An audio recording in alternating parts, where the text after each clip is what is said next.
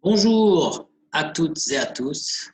Je vais vous faire dans cette vidéo la correction de l'exercice 25 qui se trouve à la page 7 de votre série d'exercices.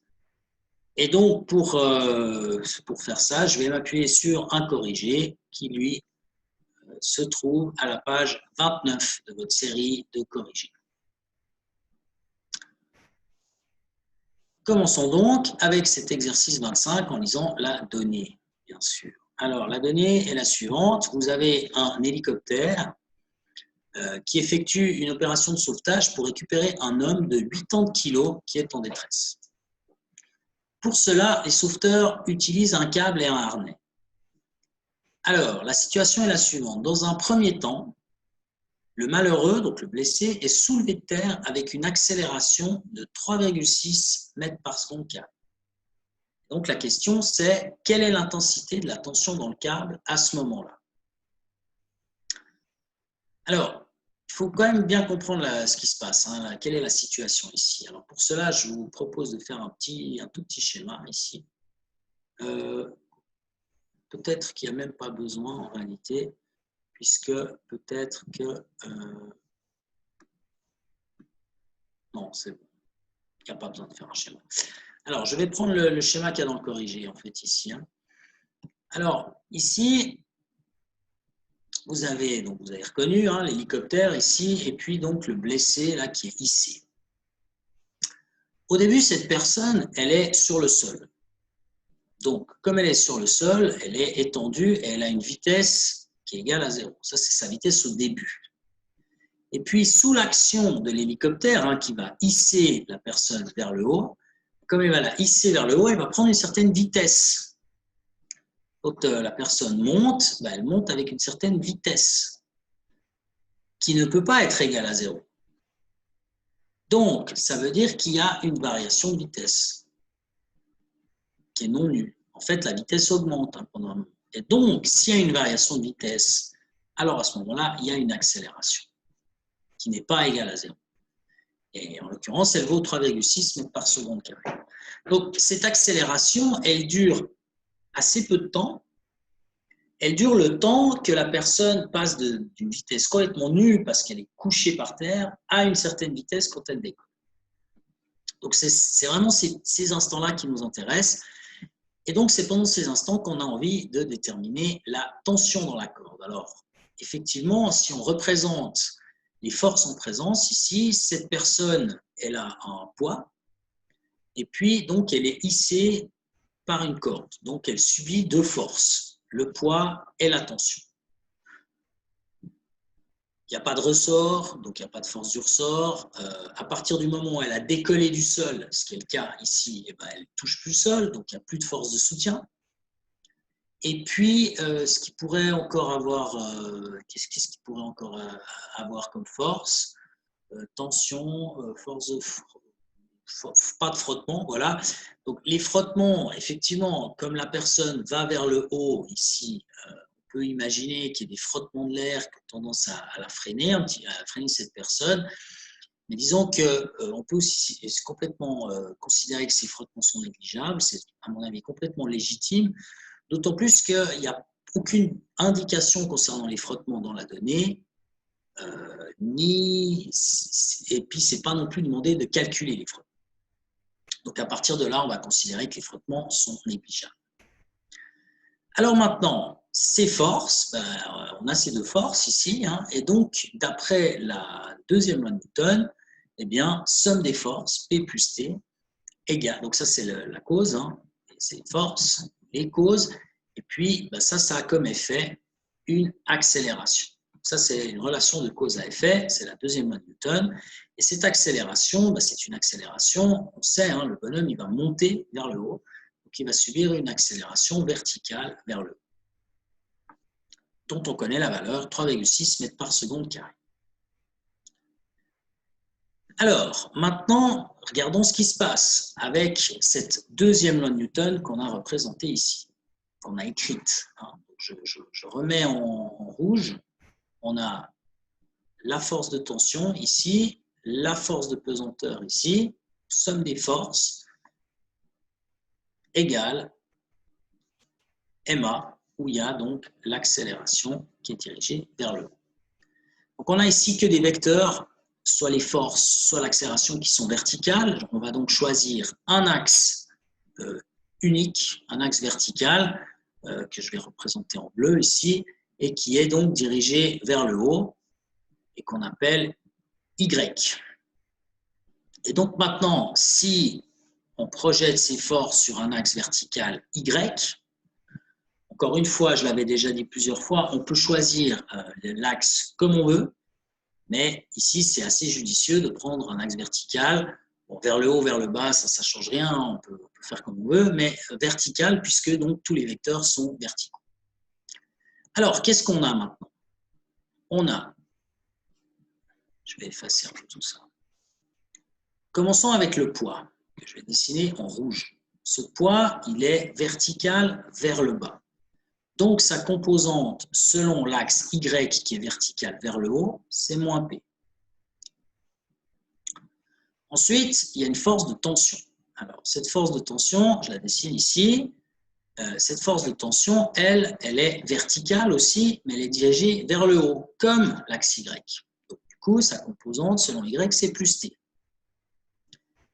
Et puis finalement, il y a l'accélération. Alors cette accélération, elle aussi, c'est une accélération qui est verticale vers le haut, dans le même sens que Y. Donc la composante de l'accélération, ce sera plus A. Et donc en définitive, on a cette équation, moins P plus T égale MA. Alors lorsqu'on a moins P plus T égale MA, je vous rappelle que nous, on veut T tout court. Donc qu'est-ce qu'on fait? On va faire plus P pour le passer de l'autre côté. Et donc ce qui nous reste, c'est le MA, qu'on retrouve ici, et puis donc plus P ici. Et ça nous donne la force de tension qu'on cherche à calculer. Mais P, on le sait, P, le poids, c'est M fois G. Donc on remplace ce P par M fois G, on garde le MA. Et donc, maintenant, ce qu'on peut encore faire comme dernière étape, c'est mettre en évidence le M qui apparaît ici. Et donc, en définitive, on a T égale M fois A plus G. C'est cette formule qu'il y a ici. Alors, dans cette formule, eh bien, grâce à cette formule, plutôt, on va pouvoir calculer tout ce qu'on veut. Parce qu'en réalité, on connaît A, on connaît l'accélération, c'est les 3,6 mètres par seconde carré. G, on connaît, c'est 9,81 mètres par seconde au carré. Et puis, il nous reste la masse. Et la masse de la personne, si ma mémoire est bonne, c'est 80 kg. Hein. C'est combien? C'est 88. Oui, exactement, 80 kg. Donc, on connaît aussi la masse de cette personne. Donc, on connaît tout ce qu'il faut. On n'a plus qu'à calculer cette fameuse force de tension. C'est ce qui est fait ici. Là, j'ai repris la formule T égale M fois A plus G avec une masse de 80 kg, une accélération de 3,6 et G qui vaut 9,81. Total, 1072,8 N. Alors, deuxième partie de l'exercice. Une fois en l'air, donc question B en fait ici, hein, une fois en l'air, l'homme est hissé dans l'hélicoptère à vitesse constante. Donc en fait, ce qui se passe, c'est qu'il décolle du sol, donc forcément, il prend de la vitesse, donc il accélère. Ça, c'est la première partie. Puis une fois qu'il a un peu de vitesse, il monte à vitesse constante dans l'hélicoptère.